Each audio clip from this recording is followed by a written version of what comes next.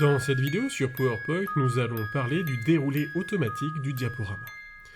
Par défaut, le diaporama ne se déroule pas automatiquement et l'utilisateur doit cliquer sur la souris ou actionner une touche au clavier pour passer à la diapositive suivante.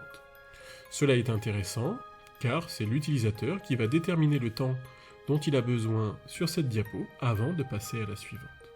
Cette méthode impose néanmoins que quelqu'un pilote le diaporama pour que le discours soit en relation avec ce qui est visionné à l'écran.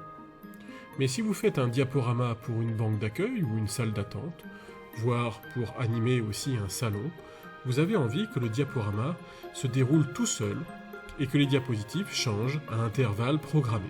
C'est ce que nous allons activer sur ce diaporama.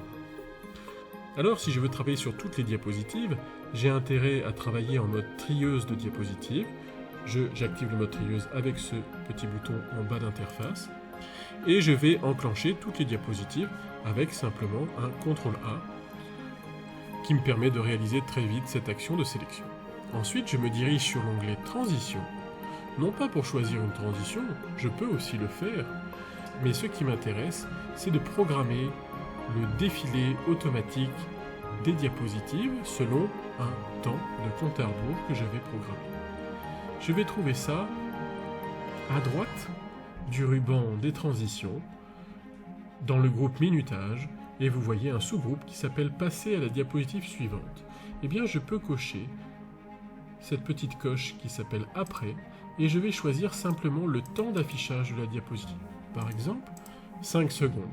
Après 5 secondes, la diapositive sera remplacée par la suivante, et ainsi de suite, puisque j'ai enclenché toutes mes diapositives sur le même réglage.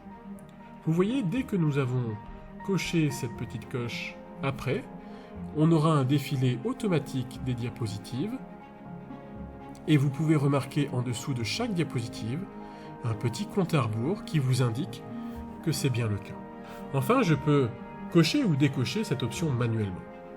Si cette option est enclenchée, eh bien, vous pouvez passer plus rapidement à la diapositive suivante en cliquant avant les 5 secondes de déroulé automatique. Je vous remercie d'avoir visionné cette vidéo.